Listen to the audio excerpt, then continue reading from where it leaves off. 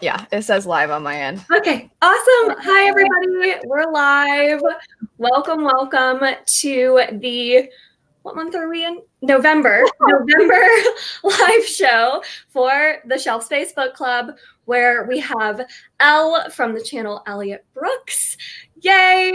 And we will be discussing The Sword of Kaigen by M.L. Long. I feel like we have so much to discuss with this one, so I'm very excited. So before we get started, though, Elle, do you want to go ahead and introduce yourself for anyone who somehow doesn't know you, and then give us your top 3 favorite fantasy books?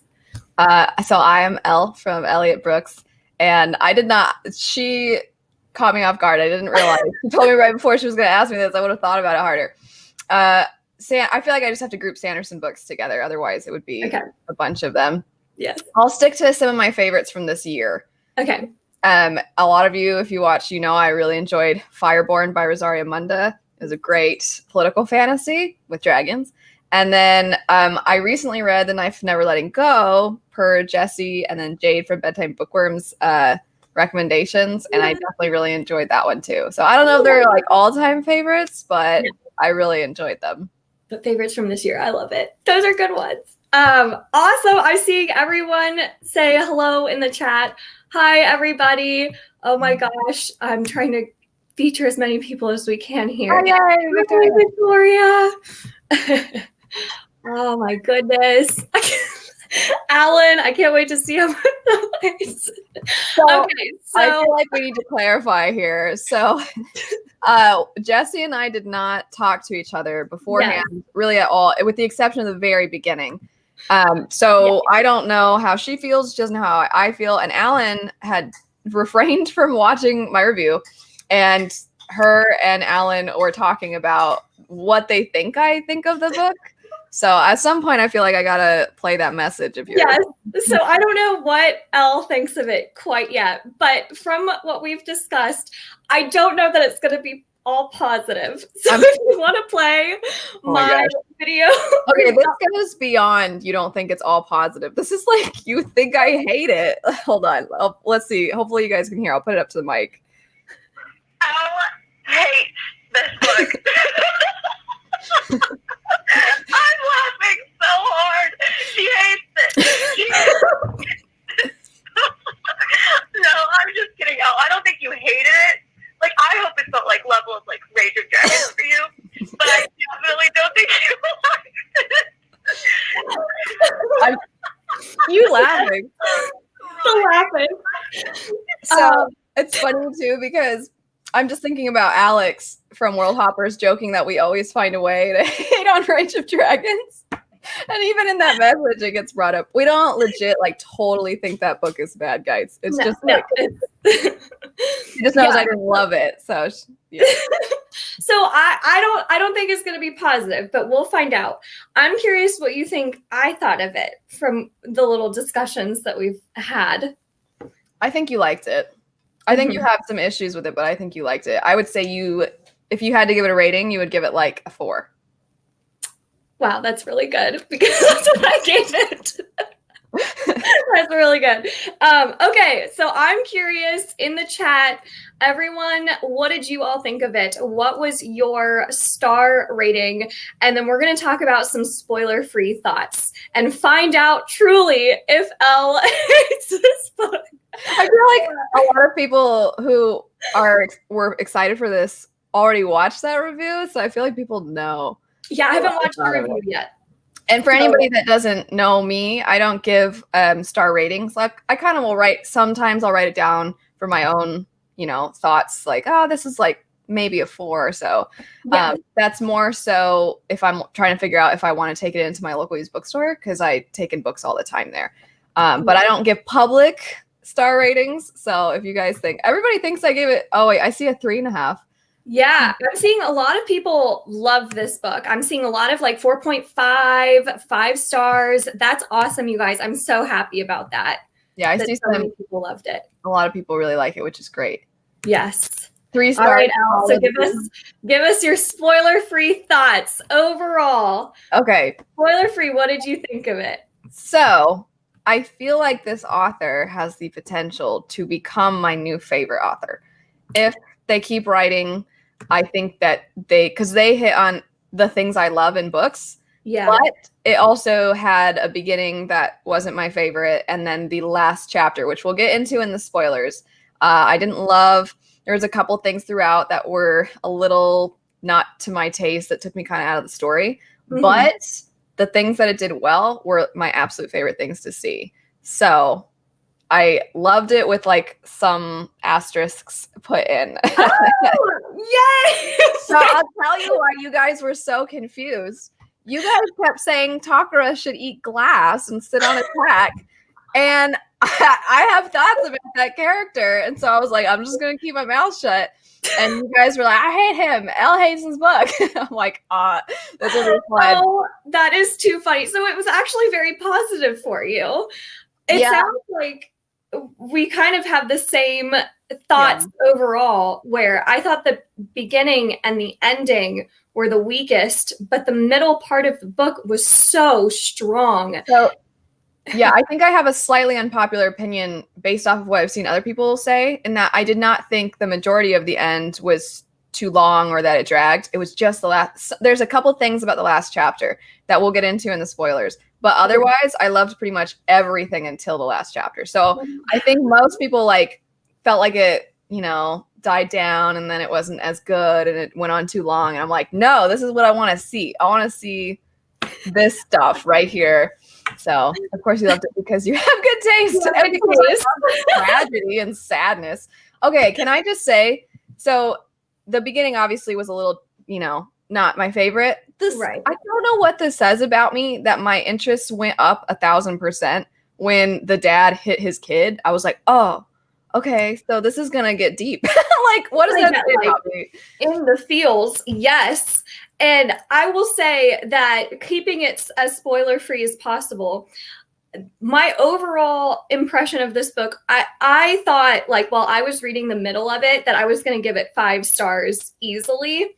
And I think we have similar thoughts on the last chapter that did drop my rating to 4 stars. But the middle part of it, it's like I love this book, but I'm so mad at it because it could have been an all-time favorite. I know. Yeah, I know. If just a couple things had changed. That's how I feel too. Yes, like I'm like mad at it, but it was so good. I'm so glad I read it. So for you, what were like the strongest parts of it that you just loved? Like you said that it did the things you love really well. What were those things? Trying to still keep it spoiler free. I mean, I really like sitting with characters in their feelings a lot. Yeah. That's my favorite thing. And so action scenes, as I've gotten older, I don't often care that much.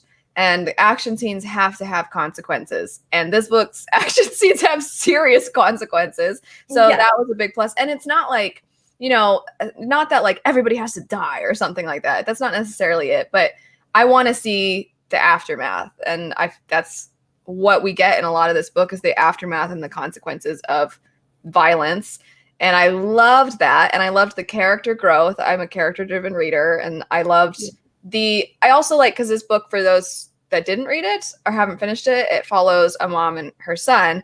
And I really liked seeing a mother figure. I think that was fantastic. A parent figure. It doesn't really matter if it's, I mean, in this book it does because of a lot of the themes. But I just really loved seeing that. I feel like we gave voice to characters that don't always get voices in fantasy. And we got to explore emotions and things that we don't always see. Because so often it's about big bang, like I gotta kill the bad guy stuff. And this one, it's not, the antagonist is almost not necessarily present, because it's like a culmination of propaganda and the toxic traditions of this land. And so you have all these different things. And so in a way, it's like the characters and their own views on things are almost like the antagonist in and of itself. I don't know. I really loved it. I like emotions. And that's not everybody's favorite, because I saw people saying like, oh, I just wanted more action at the last chunk of the book. And I was like, why? Like, I don't need it. But I get it. But I'm just like, nah, I don't need it. Yeah, I feel very much the same. I feel like this book did so many things that I've really not seen in prior to this book, like struggles of motherhood and just how contained it felt and how it was truly just about this family's struggles. We didn't have, we do have multiple perspectives, but they're all from the family unit. And that was so cool to just see how this one war affects this one family and really like dive deep into the feelings. And except for when it's a CW superhero crime fighting. CW superhero. Okay, I was telling Sean, I told him about how the beginning is really on the nose with the world building, and the kids are like, how does this work? Why? What? All that. Yeah. And then I was telling him about the superhero crime fighting stuff, and he's like, what are you reading? What is this book? So that did feel very out of place. I didn't mind though, because it tells you in the beginning that this country is very isolated and its values are very old. I mean, you see the new kid when he's like, you guys wear this stuff? What is this? And he's talking about fighting. He's like, you mean in video games? Like he thinks that they're kind of crazy. And so I think to see this one little glimpse of what other places in the world are like didn't bother me, but it was kind of totally different though. Alan asks, why is it season 2 of Arrow? I've never watched that show. I haven't either, but I do feel like it was like the superhero cape thing. It was out of place for sure. I tabbed something in the book. So she had, this is a really specific thing, but I don't really think it's a spoiler because it's not talking about plot points. So the crime fighting gang, if you will, one of the characters, they're like, oh, people would compare them to animals and say like, oh, they're like dogs. Like they're not even human. And she's like, if she did have to compare her to an animal, she'd compare her to something predatory, like a panther or some kind of like awesome bird, right? Like a falcon or something.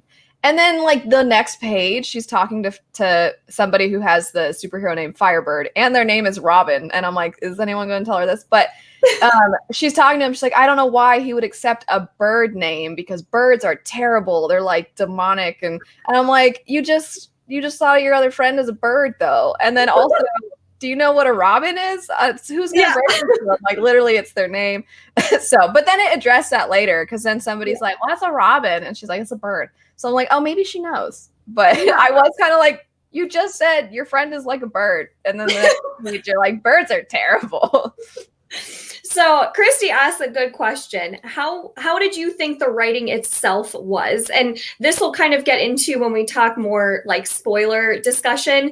This book was self-published. This is the first self-published book we've read for the book club, which is very awesome. I'm so happy that this book has done so well being self-published. That's amazing. But I think a lot of people always kind of go into self-published books thinking, is this going to be as quality of writing? Is it going to have those rounds of edits that we expect with traditionally published books? So how, in your opinion, was the writing itself? I would say the writing leans more toward Sanderson than Rothfuss. I mean, Rothfuss's writing is more poetic for sure. Sword of Kaigen, I think it depends on which books by Sanderson you've read. Because I feel like if you've read, like the first Mistborn book is pretty straightforward. They use the word however all the time to start sentences. And I feel like when you get into Sanderson's different works, the writing is, I mean, I think it's better, but it's all subjective, of course. But I think his style for what he does has improved. But I would say Sword of Kaigen reminds me of more like early Sanderson, not Elantris. Elantris is strangely more formal, but this is not helpful for people that haven't read any Sanderson though. It's I would say it's very straightforward. The beginning for me, the writing gets much better as the story goes. I agree. But I think that the style itself is very straightforward with like moments of beauty. But those beautiful moments, I don't feel so much are captured by the writing itself. It's more of the ability to show the emotional side. Yes. Though it doesn't always require pretty words. It sometimes can be such straightforward words. And so that's how I feel about it. I agree. The writing never took me out of the story. And that's always my biggest thing. If I'm like reading something and I'm like, wait, how does that metaphor make sense? Or what is that sentence? Like, why is that a clunky sentence there? Or whatever it is that I'm like, ugh. But we both love Strange the Dreamer though. Yes, that's true. Blue is an emotion and yeah, but it never took me out of the story. Like I was just able to escape into the story. I do think there were a lot more like info dumps at the beginning that kind of slowed the pace down and probably just comes with kind of being more of a newer writer. I know that she's written 2 other Theonite books prior to this one. So I think the writing overall, it didn't take me out of the story. I enjoyed it. I still really enjoyed the story overall. I will say, I have so many, the blue tabs at the beginning are like all the times the characters go, what? I have one on 130, what? And then like 2 pages before that, what? And that one even has an M dash before the question mark. And then you'd better keep yourself out of mortal danger. What? Like that's not a time to ask. Like they just told you to be safe. Why would you be like, what? And I'm like, does this kid have hearing issues? And then like, I love that sometimes, just to clarify, it wouldn't be a what question necessarily. It would be like, wait, so are you saying, that's on page 95. And then there's another one on the page right before that when they said, but wait a second. So it's all over. Oh my God, I didn't even notice that. That's so funny. That's the point where I'm like, okay, they just ask what a lot. I'm going to waste too many tabs if I do that.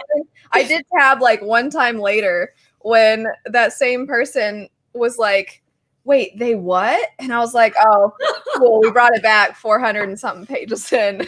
They're clueless again. That is so funny. All right, I'm going to try to catch up on some of the chat to see what you all thought of this. I'm very behind, so I apologize. Let's see. Andy says, great characters, action setting, and unique structure, really emotional moments and unique themes, but some clunky world building. And the last chapter was rough. Yeah, yep. That way. Oh, Charmaine is reading it right now. I'm in the beginning and I'm enjoying myself, so I can't wait for the middle. Okay. If you like the beginning, you're fine. Yes. Jeff says, I loved getting to spend more time in the aftermath at the end of the story, but I agree about the last chapter. Yes. Yeah, we'll definitely talk about that last chapter. I was hooked from the start, but that one big history info dump wasn't my favorite. Yeah, there was a huge info dump at the beginning. There's a couple. There's the history lesson, and then there's the grandma of the random swordsmith family. And here's what bothered me a little bit about that is at the beginning, we have one kid who is a foreign student, and he comes and he's like, yeah, all this is not true. And he's like real sassy about it, and they get in it and they kind of fight because the one kid's like, how dare you say this about my country? And he's just like, yeah, your country's brainwashed you. And he's all sassy. But then later when this old woman is like telling the story, he's like, wow, really? That's amazing. And I'm like, you think that this group of people is that they're full of it, like they don't know what they're talking about. And now he's like, wow, that's amazing. Can you really do that? And I'm like, a second ago you were kind of an a-hole and like, you guys are really stupid for believing this. And now like literally later that day, he's like, well, if this old lady says it's true, then I must believe it. Like, I don't know. I feel like his character should have still been skeptical, you know? Yeah, I gotta say, I was not feeling this at the beginning. There was definitely a turning point for me that I don't think I want to say in the spoiler-free discussion. There was a chapter that was 100% a turning point where I was like, okay, I'm now enjoying this, but I was not enjoying it in the beginning for a lot of those reasons. Let's see. I think a lot of the pieces are better told on a separate book or novella or not included at all, assuming that's about the ending. Let's see. If she had not tried to connect it to her other books, this book would have been incredible. Yeah, and I think Alan's referring to kind of that superhero chapter that we were talking about. I think that's a lot of what her previous published books were about. That Theonite series is more young adult, and I think takes place at that Daybreak Academy where they kind of learn to become the superheroes. So I think she was trying to tie it into that series as like this prequel book, but I agree with that. Let's see. It had so many good parts, but just a few annoying parts that brought it down. I need more. Feels like the first book in a series instead of a standalone. That is really my only complaint. Yes, we will definitely talk about the ending and the implications for how that left off. The ending was just opening up new plot threads that felt completely irrelevant. And I'll add to I wasn't annoyed because I know, a lot of people probably thought maybe I didn't know that she had other books and that this was essentially serving as a prequel. Yeah. But when I was saying, because you can't get into spoilers in a non-spoiler, chunk. So I had been talking about how I didn't love the ending. There were certain elements of the ending I didn't quite like, and I wanted it to be more contained to this book. And then a lot of people were like, oh, but like it's a prequel essentially to other books. And I'm like, yeah, but it can still be a prequel without some of this other stuff because it just can exist in the same world. And then if I see references to these characters, which we'll get more, it's easier to talk about in the spoilers because I didn't hate everything about the last chapter. I hated a couple things about the last chapter. Yeah, I agree. Crime fighting didn't annoy me as it wasn't really central. Yeah, it was just like a couple flashback scenes that I was like, yeah, it didn't, like I said, it didn't bother me too because it was kind of it was part of a character's past, and then also it showed us how different other parts of the world were. So I didn't mind. Alan, are you saying you think her writing is better than Sanderson's? Is that what you're saying? Alan coming in with the hot takes. I think she did stuff phenomenally. Oh, yes. Ashley, Rage of Dragons was self-published. Originally. I read it. I think Orbit had picked it up and republished it. I have a question. I'm not trying to be controversial. I just legit am wondering if anyone can think of something. So Rage of Dragons was originally self-published and then got picked up. Theft of Swords was originally self-published. Same thing. And then same with Senlin Ascends by Josiah Bancroft. I have never seen, and this is I'm legit just asking. I've never seen a female fantasy author who was self-published get picked up. So if you guys know of any, I would love to know. Like we see these awesome, not that you can't be successful being self-published or anything like that, or that there's something wrong with it, or even that all of them want to be picked up. I've just never seen it. So if any of you know of any, that'd be pretty cool. I don't know of any off the top of my head. That's a good question. If you do know of any, definitely leave them in the chat, folks. Alan is saying Sanderson is better. Okay. Okay. All right. So I think the last spoiler-free thing we can talk about just on a high level before we deep dive. This is a good I have that one. So that's cool. Nice. That's awesome. Characters. What did you think kind of overall of the different characters? We follow multiple perspectives, keeping it as spoiler-free as possible. And then we're going to dive into spoilers because we have so much to talk about. I mean, every Misaki, Mamoru, and Takura, I loved what the author did with all of them. So yeah. I mean, you said Takura can eat glass, and I'm like, excuse me, did you finish the book? I have so many thoughts on Takeru. I can't wait. All right, yeah. I think Misaki is like number one, like new favorite fantasy character, new favorite literary character that I've read. She's awesome. Mamoru was awesome. He was great. So I think that's all we can talk about spoiler free. I don't know if you have any other spoiler free thoughts. Alan, can I click on these? No, I can't put them up. Alan said that Kwang Shuli is his spirit animal. Alan, you want to be the kid that's asking questions and clueless all the time? Like that? I mean, asking questions is great, but also pick a side, like, do you question everything or do you believe everything everybody says within the same day? I don't. He conjures up these unpopular opinions. Alan, an unpopular opinion factory. All right. I think we're ready to start diving into some spoiler discussions. So I'm going to change this banner here. Make sure to warn everybody. And if you have not read the book, go read it. It is really, really good. Definitely worth your time. Lots to love. And let's talk about all the things. So, okay, now we can talk spoilers. Yes. If this person's here, sorry, I had to delete your comment because I said in my review, please mark spoilers if you want to chat spoilers.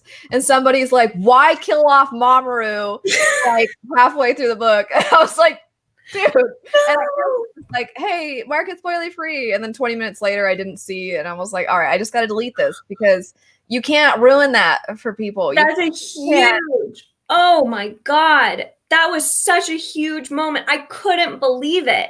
I know. I didn't believe it at first. I had to keep reading and I was like, there's no way. There's no way. No. Jade, it was so funny because I was talking to Jade about this and she's like, I thought for sure, like, oh, he's not really dead. And then you go back to him. She's like, see, he's going to be fine. And then he's like, not actually fine. And then she's like, no, like his mom's going to find him and then he'll be fine, right? Like the other guy lived and then nope.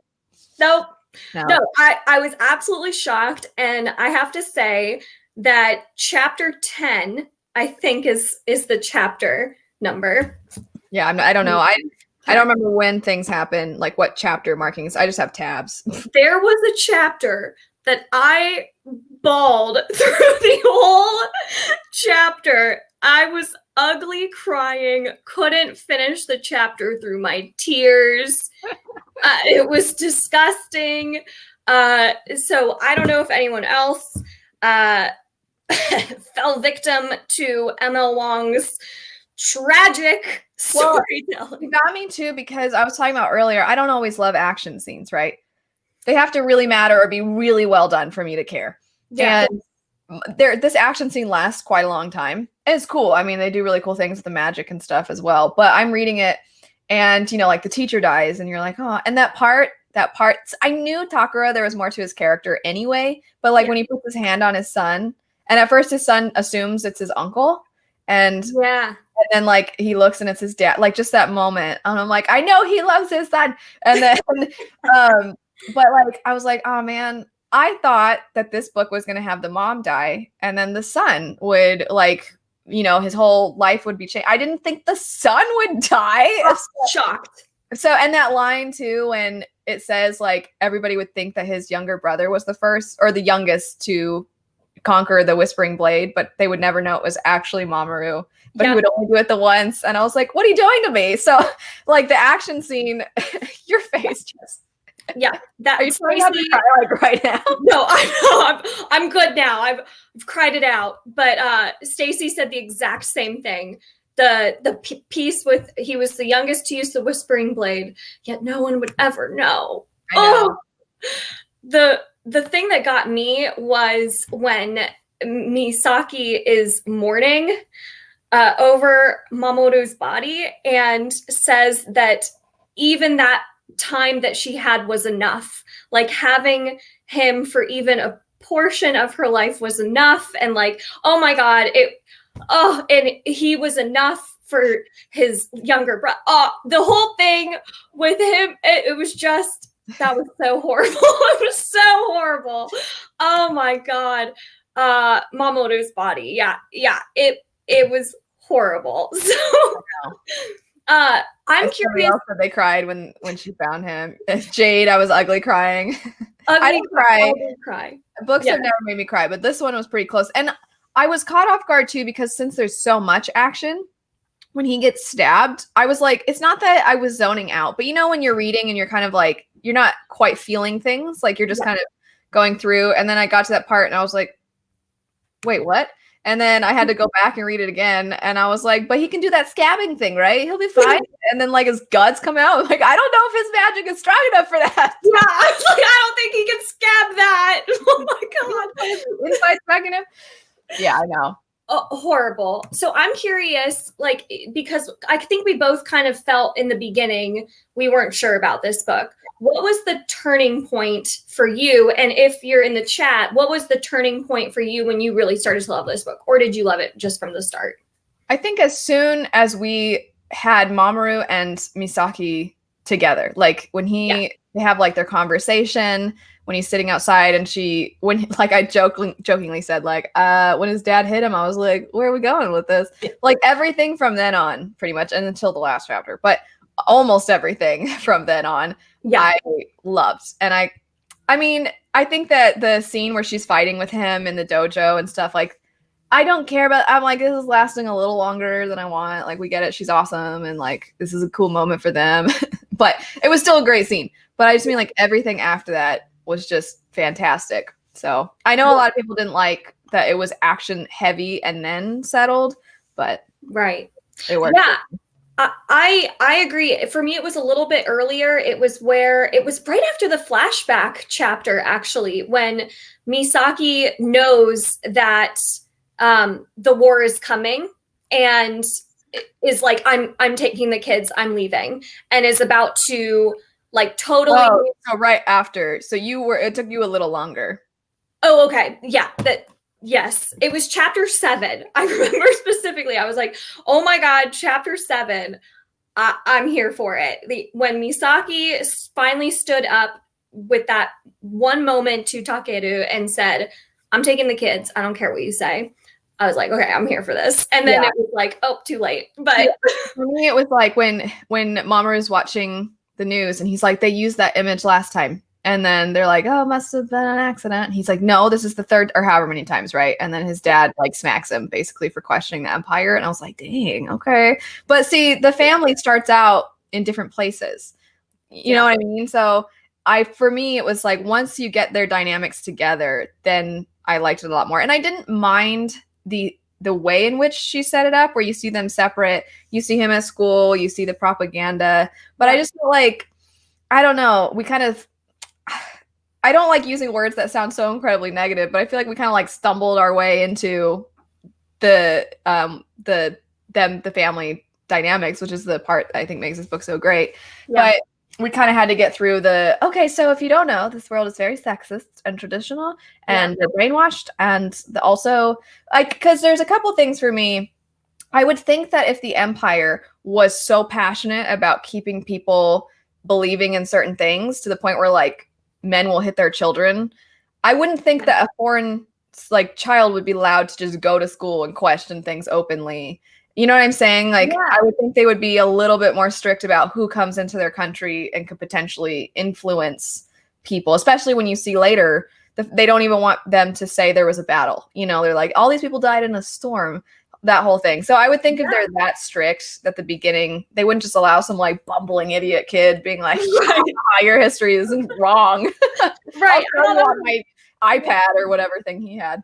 Yeah, it was a little convenient. Yeah, and that is a really good point. It seemed like the Empire was going to extreme lengths to keep Kaigen completely blinded, and that was a little too convenient about Kwang, I believe, being able to just kind of be like, yeah, everything's fake.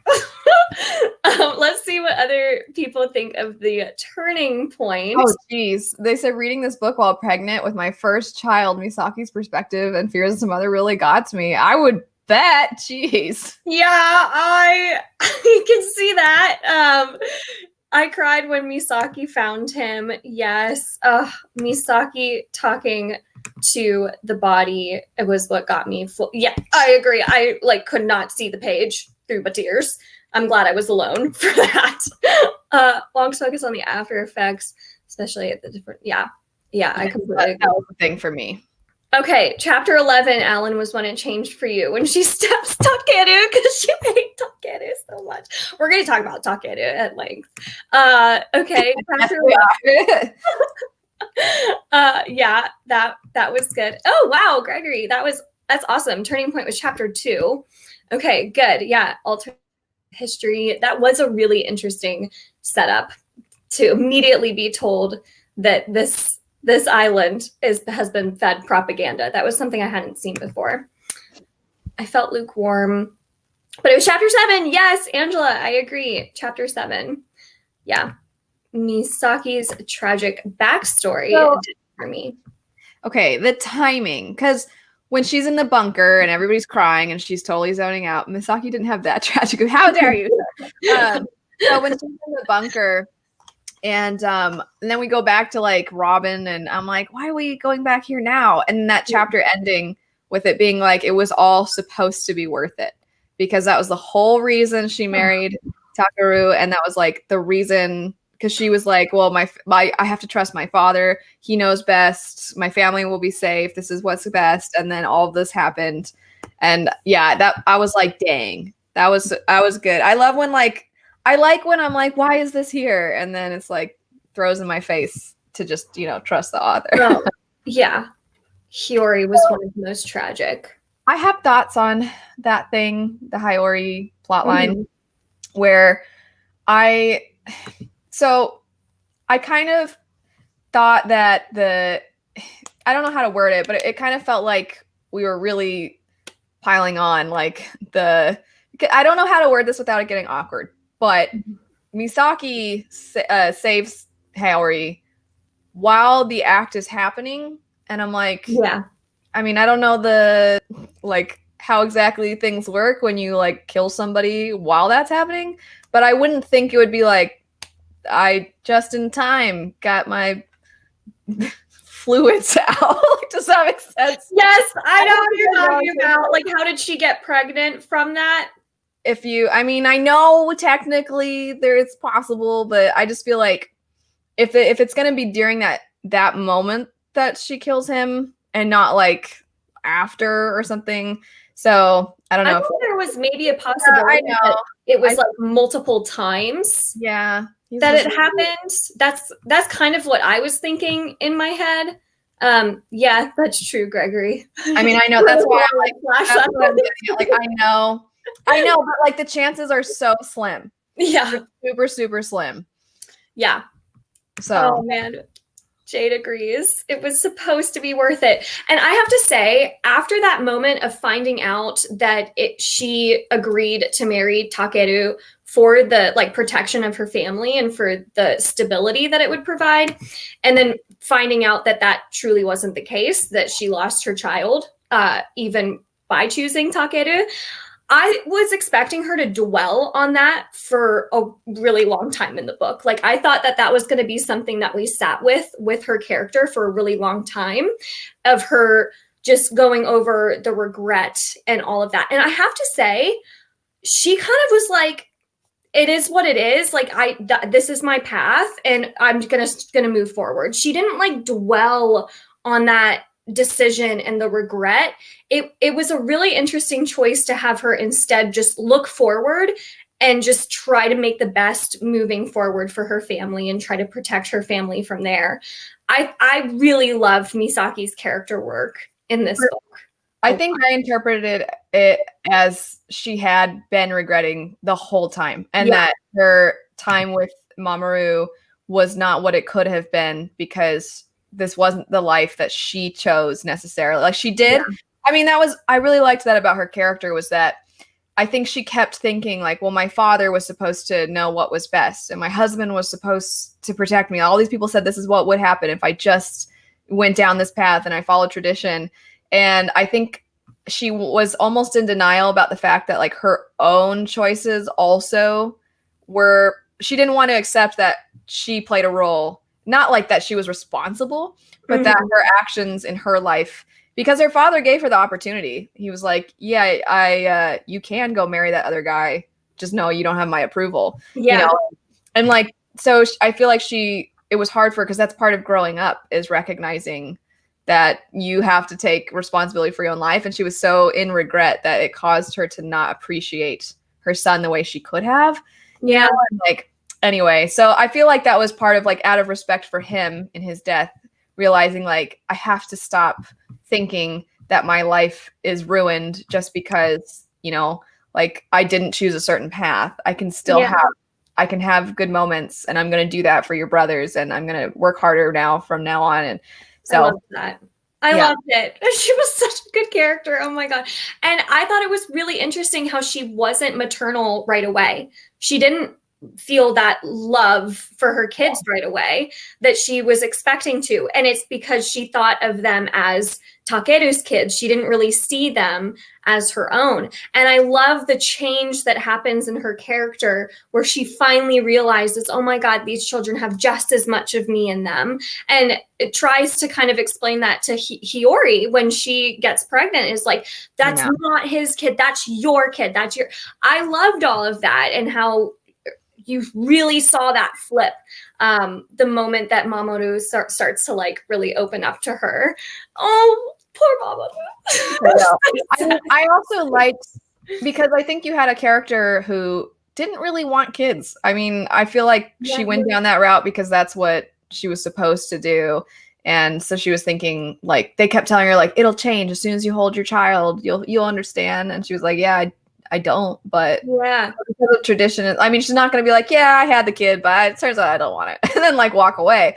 Right. That would not have been the right decision, but it was one of those, she could have probably loved the children sooner, which is like, that's what's so sad, I think, about her character, is her realizing, like, I could have seen how remarkable my children are earlier, but instead I was so busy thinking about why didn't I love them immediately? Why, like, which is why the last chapter bothered me, because I feel like such a theme, we'll get into the last chapter more later, but I feel like such a theme of this book was to not not let your regrets ruin the rest of your life. Yeah. And I was kind of annoyed. I liked the idea of Robin coming back for closure. And also I thought it showed growth with her and Takaru, because the fact that he invited Robin.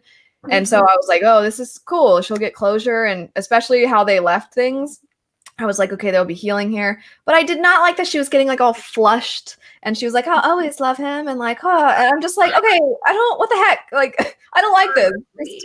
Just have it like, especially because it's not, I get that she loved him, but I wanted her to recognize it was like the idea of him too. Like, he was a good guy, but it was more, she like never really was in a full-on relationship with this person. Like, she considered marrying him. They like kissed the one time.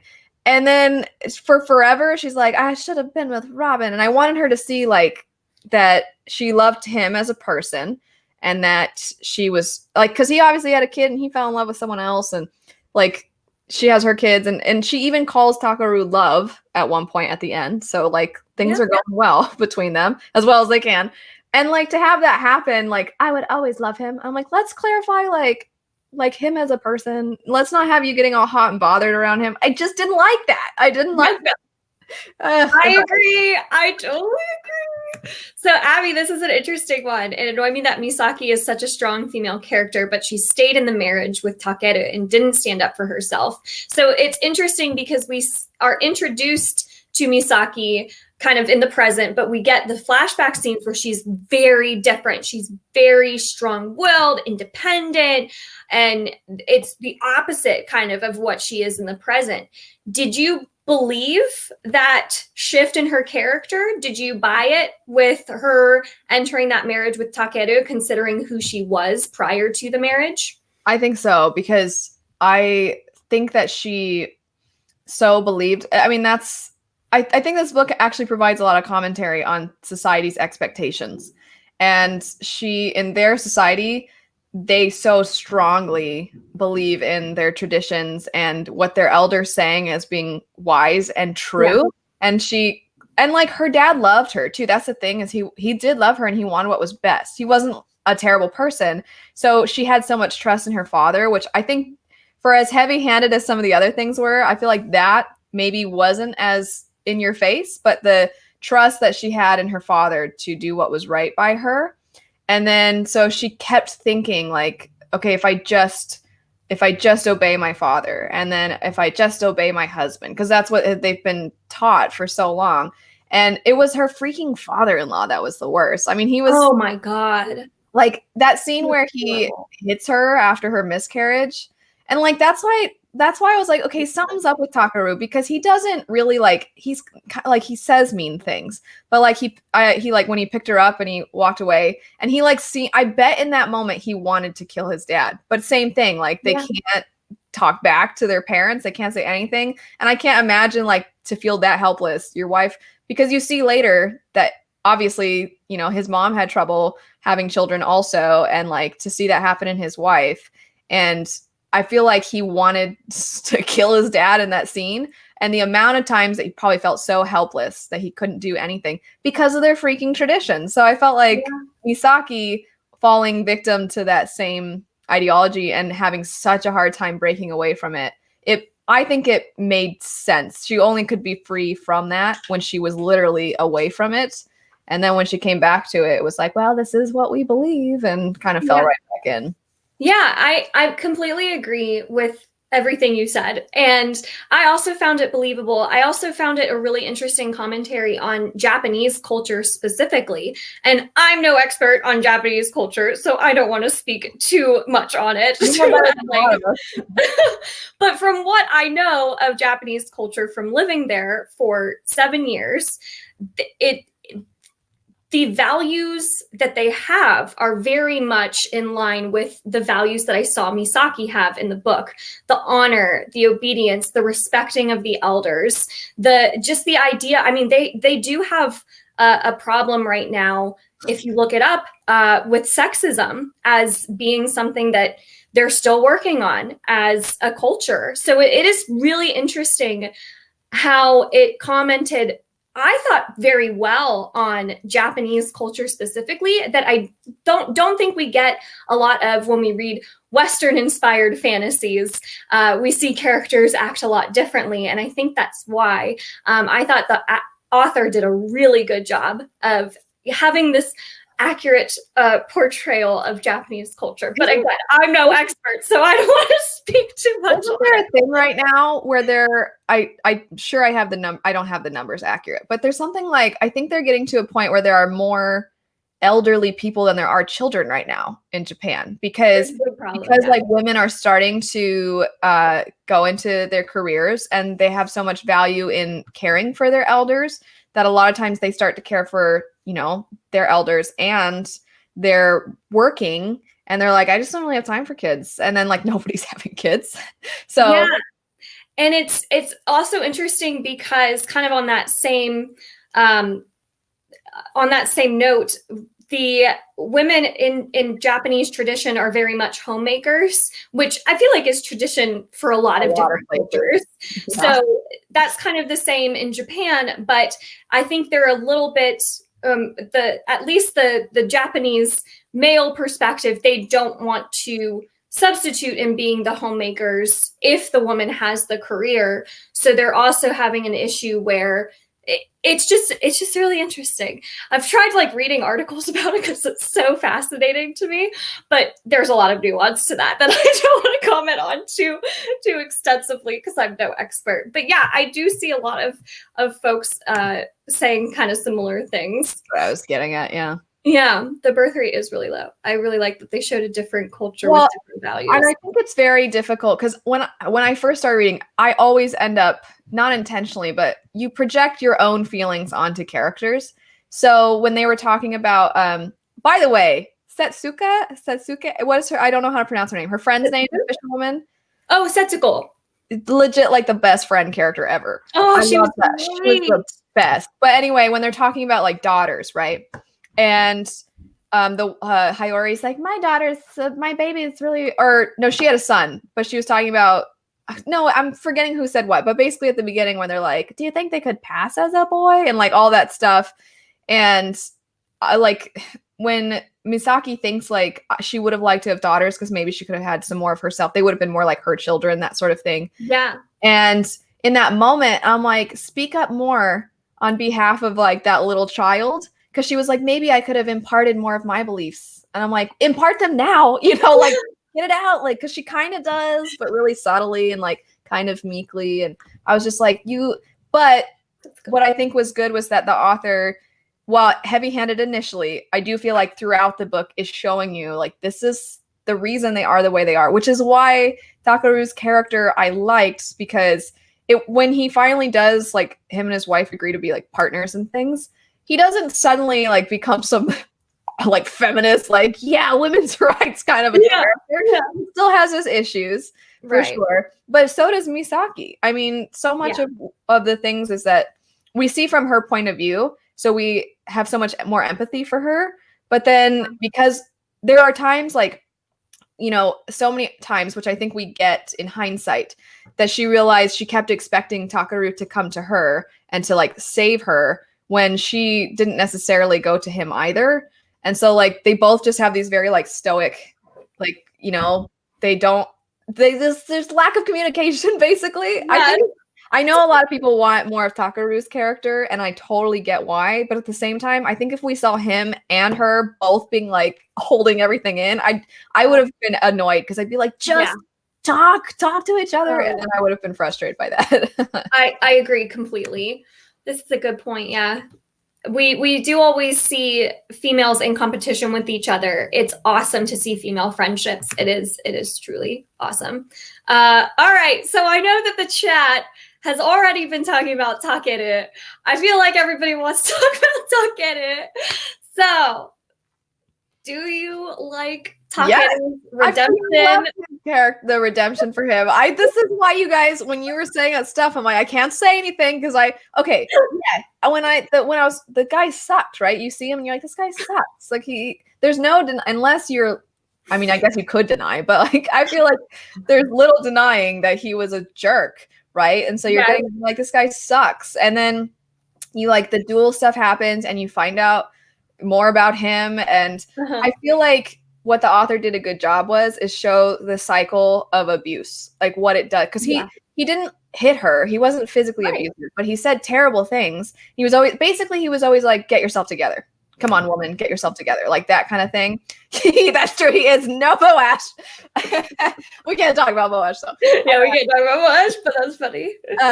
But so I feel like he was trying it because she kept thinking like, how can he feel nothing? It's like he can't, because he does, but he knows that if he lets himself feel these things, then he can't like fulfill his role as a man in their society. And you know what I mean? Like him losing his son, it's eating him up. Him seeing that the Empire is doing all this is eating up inside. Like the feeling, I would have, sorry, I need to figure out how to talk.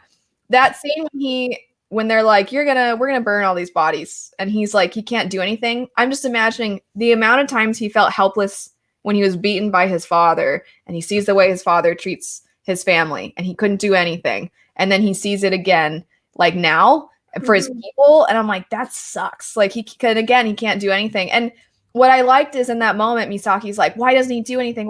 He never does anything. And I'm like, neither do you. That's what I like about the book, is it's like she keeps expecting him to do it because of their values, but she's not doing it either. Because she's like, well, I can't because my children are in danger. Yeah, duh. Like that's why he can't do it either. Which granted, I wanted them to do something. I wanted them to kill that song guy so bad. I was like, I hate this guy. But I did like how he kind of like worked around it. I'm also not trying to justify him being mean to his wife, everybody. I hope nobody thinks that's what I'm doing. But I just mean like him as a character, the way she wrote him, I thought she did a great job with. Early, yes, I agree. I totally agree with that. And I think that,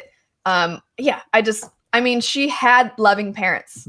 And that's like one thing that I feel like she had a hard time, like, she hated her father-in-law, and she didn't even think like, what would it have been like to have that man as my father my whole life? And he's like jealous of his sons. Anyway, sorry, I'm just going off. Tell me about how much you hate him, Jessie. No, I mean, I do agree with everything you said. And I did like that we finally got to see his perspective, because I knew the whole time there's no way he can be this cold, this unfeeling, this cowardly for no reason, right? But I knew we had to see something, some sort of redemption, some sort of explanation. He just was so cowardly. I was so mad at him for 550 pages of the book, and it was like the last little sliver that was finally like, yeah, okay, I get it, but like I'm still so mad at you. I know, but see, it's because we're not in his head. Because Misaki, like she is in a lot of the one time. I mean, she stands up to her husband that one time, right? And so she like, there's that moment, and not that I don't think she's a coward. I don't think he's a coward necessarily, but like it's just like the oppression on them. I know I saw that. Such a troll.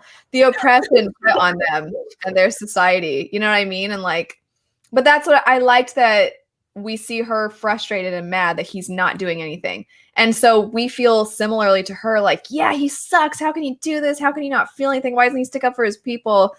Oh. It's like, I mean, we're like debating about his worthiness right now, Takara's. Thanks, guys. I feel like that emoji right now. Yeah, you did it better. You look like a waitress. You were a waitress for a little bit, right? Ellen, you're such a troll. Get out of here. Yeah, I was a waitress for a little bit.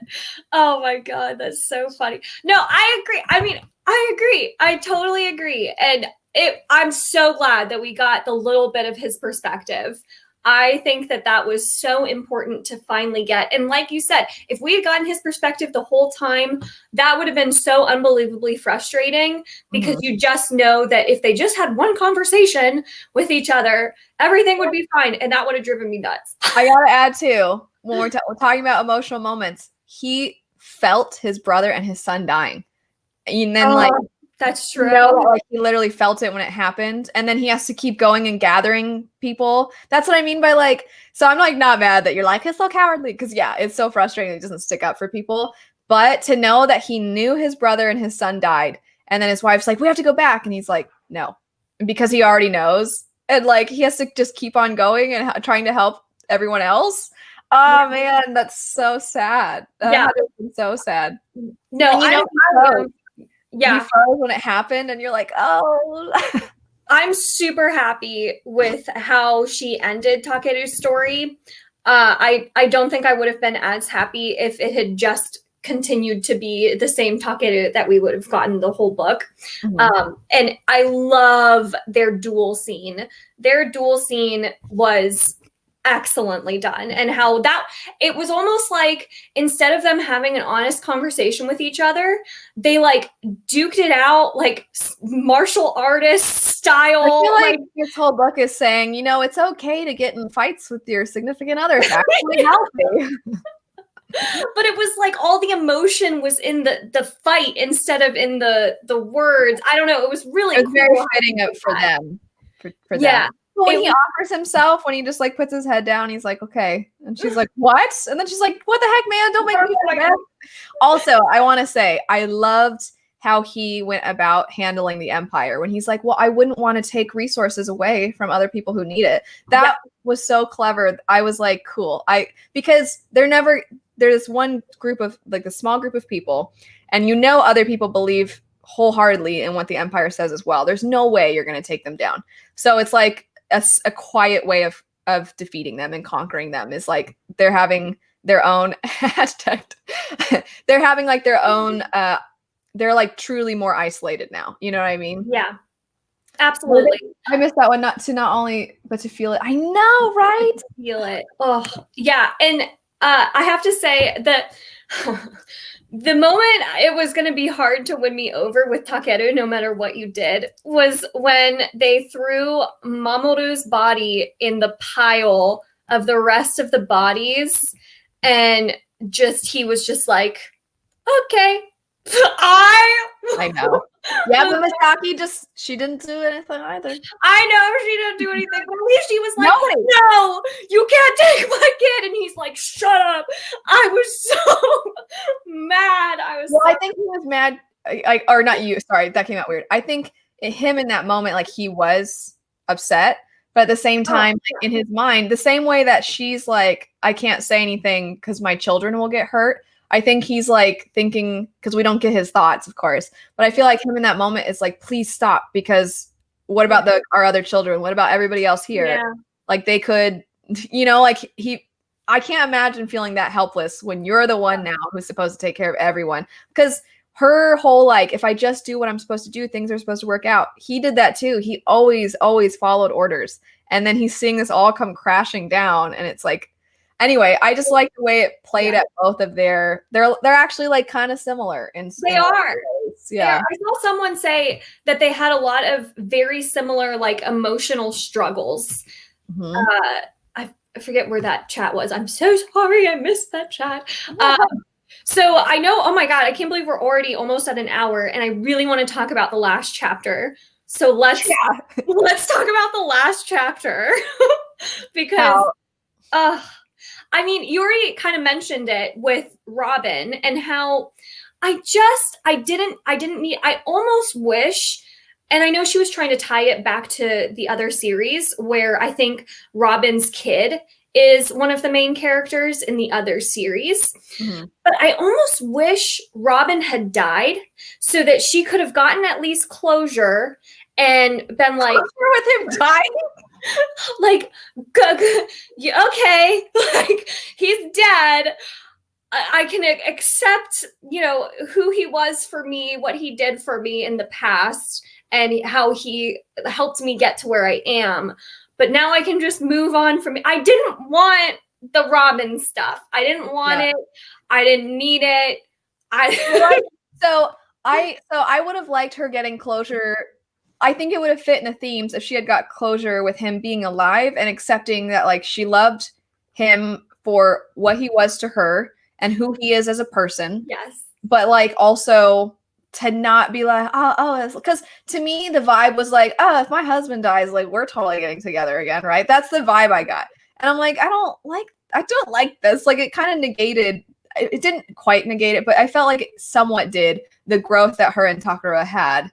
Yes. And, like, because their relationship becomes so much more than just like, I love you. It's like, it's starting to develop into something where they're partners, they're leaders, and they got to take care of not just their parents. Let's just forget.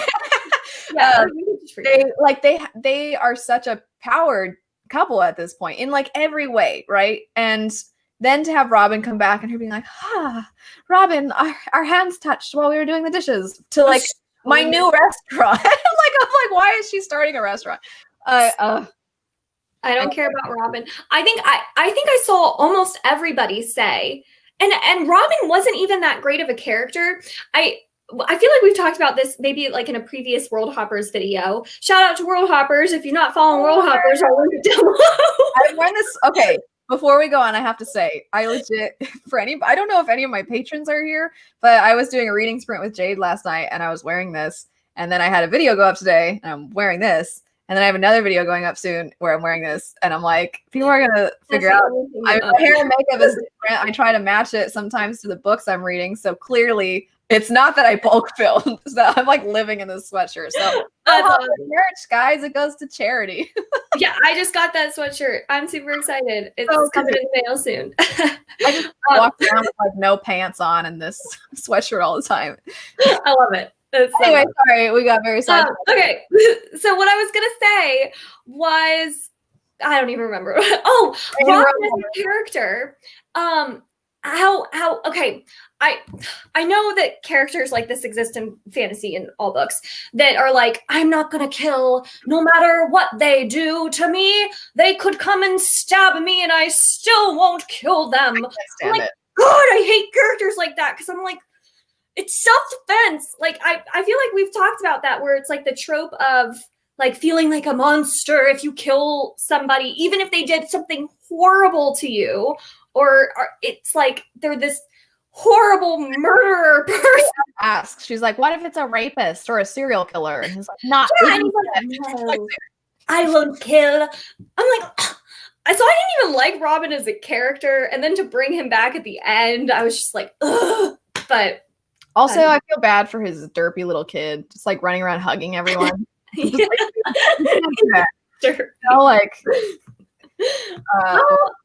that's so nice. Doesn't it look good? I tried. I don't have any blue eyeshadow, so like I tried to get it kind of bluish. It didn't really work, but I tried. It was great. I was telling Jessie before the live stream, I was like, my camera quality on my computer's not good enough to see it anyway. What did Alan say? About a stupid firebird. I think you've said that about 10 times in this chat. Stupid firebird. Also, I want to say Victoria mentioned that he's basically Batman, except for not as freaking cool. Like, yeah. And also, I feel like my husband would say that Batman is willing to kill in some of the comics. Correct? Very rarely. Very rarely, but it happens. Robin, but shouldn't have come back in the end. They're up in the village. Yeah, I completely agree. It definitely felt like it was put in place for other books. Yeah. It wasn't there for our story that we were getting. Yeah. And it could have been. It could have been because it could have been closure for Misaki and it could have been showing the growth of her and Takara's relationship. But instead it was like, show me this magic that you have, because this magic, I need to know, show me. And they're like, again, at the end, they're like, what? How? No, it's not possible. And I'm like, no, stop. Don't bring back the derpy questions again. And then, so they had the whole thing with the assassin that kidnapped that kid. And then I'm just like we could have had a plot line in later books where it's like, there is this person who kidnaps kids. And just like that we don't need a segue. And unless like maybe this could have been the way A Court of Frost and Starlight serves for that series with ACOTAR or whatever, how there's like a novella and it leads you into something else. I would have been fine with like a formal break, because then the tone can change. I would have hated it, and I would have been like, I'm just gonna pretend that, like, I won't get into what happens, but like Mistborn Secret History has a couple moments where I'm like, yeah, I didn't want that. I didn't need that scene. I'm very picky about continuations anyway. Yeah. I like when things take place in the same world. I think that one of the few things that I actually was like, I like how that was done, was Six of Crows to Grisha trilogy. Yes. So it's the same world, but like we didn't have some thing at the end of Grisha where we're like, have you heard of this place called Ketterdam and crime there? And so like we didn't need any of that, because that would have been weird and unnecessary. Right, exactly. I completely agree. And that was what this would have been 5 stars for me if it hadn't been for the last chapter with Robin and how that wrapped up, and how I did feel like it negated a lot of the themes we were exploring. Melissa, can you highlight Melissa's comment? That's hilarious. Robin taught me I must be a violent person deep down. I agree. The refusal to kill people literally angered me. I'm like, kill him if he's rapist, kill him. I know. I don't understand. Like, okay, I think that people who are like, I will be peaceful no matter what, are really admirable, but like not exactly the right material for crime fighting then. You know? Right. And like, because, you know, I freaking love Daredevil, the Netflix, you know, I love Daredevil. But like, Robin's not as cool. And he's not like, I don't know, he's too unrealistic about the world. I can't stand characters that are that idealistic. Like, I'm all for, I get you being like, I just wish the world was better, and I'm going to try to be the way I want the world to be as much as I can, but also accept that the world is not quite this utopia yet. So sometimes you got to make tough decisions. For me, it's like, you just don't want to get your hands dirty. You don't want that guilt on you. Yeah. And I think it's different. You know, it's different in real life versus fiction. Like in my fiction books, I'm like, yeah, kill him. But in real life, I obviously have different feelings. Yes. So I mean, like in fiction, in fantasy, in military fantasies, I want characters who are gonna be like, yeah, but it's stabby. Just a stab. I don't know. I agree with Melissa's comment about I must be a violent person. So funny. So funny. Andy asks, does anyone know if Wang is going to get self-published or published? Sorry, not self-published. I would be so excited for this to get a strong editor. So I'm curious. Actually, this was another, oh God, we're so beyond time. But one more thing is, I saw a couple people note about the editing. And actually, I was trying to find a blog post or an interview with the author, Wang, to see if she talked about her editing process, to see, you know, how many rounds it went through. Again, because I think with traditionally published books, you assume it goes through multiple rounds. You don't know how much editing self-published books go through. For me, I thought this was great. Like, I didn't have any complaints really about the writing. You know, some of the pacing stuff was, not great, but nothing that's like... There was a couple of like literal, you know, like oopsies moments where the text would be italicized because they were speaking another language, and then the dialogue tag would be italicized too. And I'm like, oh, well, who cares? Like, yeah, you know, like that. But I don't know if you're referring to the like typo type stuff, or like literally you think that there are things like an editor would say, like, take this whole chunk out. Because what I'll say to that is that, I mean, if it's typos and like little things here and there, I remember when I picked up Iron Gold, by Pierce Brown. And I don't know if I got like an early edition because I went to the release party, but there were so many typos in that book. And I didn't, oh well. And then Scythe has had it. And to pick on Andy for a second, unless Malazan turns out as our own world, they use the term Adam's apple in that book. And I'm like, that's interesting because that's in reference, that's an our world thing, So like little things like that, content editing with what we talked about. Okay. Yeah, I mean, I get that too, because I think almost all of us are in agreement about a lot of this, but I've also seen, like Angela was saying from Literary Science Alliance, that she loves more info dumpy world building because it makes it a lot easier to like keep track. And then you're like, okay, I got the information, and then you go.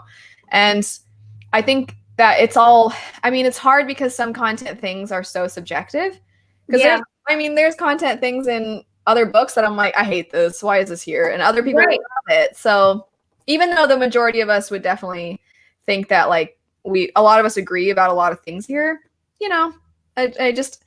I think that at some point it's like, even I don't know how to explain it. I think I've already said it. I would just be repeating myself at this point, but it's hard because it's. I mean, there could have very easily have been a professional editor who also works on traditionally published books with some publishing house that edited this book and thought it was good to go, thought it was great. I mean, I have no idea what her editing process was like, but for me, I mean, this was on par or better than a lot of other traditionally published books I've read. Like a lot. So I don't know that I don't have much to say about the editing because I really enjoyed it, except for the couple things that we've talked about. So, okay, they're talking about who would win in a duel, you or me. First of all, no, we would not duel. Okay. Oh, okay. I was gonna say we would never duel. I'm over here like, break it up. Guys, she's not more violent. I feel like it's a contrast to her sweetness that makes her seem that way. I'm such a wimp. So Sean will tell you that. So for those that don't know, I'm half Cuban. My grandparents are from Cuba, and he always says I'm like his feisty Latin princess because, like, man, if anybody were to try anything, like, you're getting cut. Like, no. Hey, Angela, stop. That is so funny. Oh my God. You guys have such a wimp. You have height on me for sure. I feel like I'm more stout. That's a perfect place.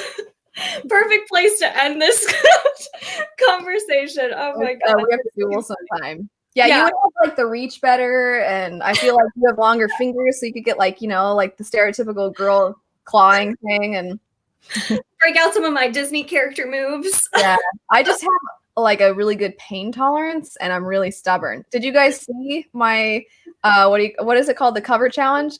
Cuban, I'm backing out. My mom is from Miami. I spent time with her. They don't play. Plus, one of my uncles on my dad's side had his fists listed as deadly weapons because he got in a fight, and like it wasn't his fault. He was defending himself, and he punched the guy so hard that he killed him. So, like, guys, look at the fear in Jessie right now. Y'all, you're gonna be losing your money. I don't have uncles with deadly weapon fists. I don't have that. It was like a thing on my dad's side of their family. Like, they were all known for like being really good at fighting. And my dad was like the sweet one that was like, guys, why do we have to do this? Like, let's not fight. But I think it's in my blood. Use your whispering blade. Oh my gosh, that's too funny. Well, okay. I think that pretty much wraps up our Sword of Kaigen discussion. This was so much fun. I am so glad that this was the book for this past month, November. I know. Such a good pick. Yay. I'm so glad that everyone enjoyed it for the most part. I saw more 4 and 5-star ratings for this book than I think I've seen for any of our other books so far. So that's fantastic. Thank you all so much for joining us. Again, I'm going to link Elle's channel down below if you somehow aren't subscribed to her already, please go subscribe to her.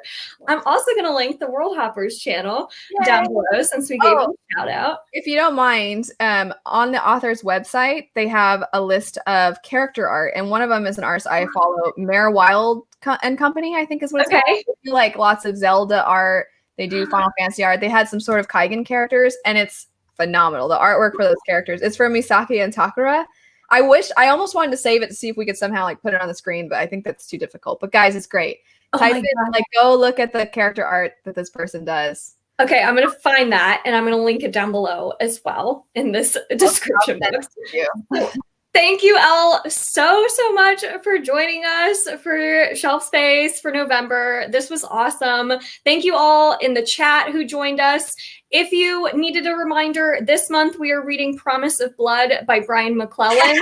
And our guest host is Alan from the Library of Alexandria, who you all have seen in the chat. I'm very excited. Elle, you have some thoughts on Promise of Blood. You'll have to join the live show and chat with us about it. Oh man, thank you all again so much, and I hope everyone has a great rest of your weekend. Thank you, Elle. Bye everybody.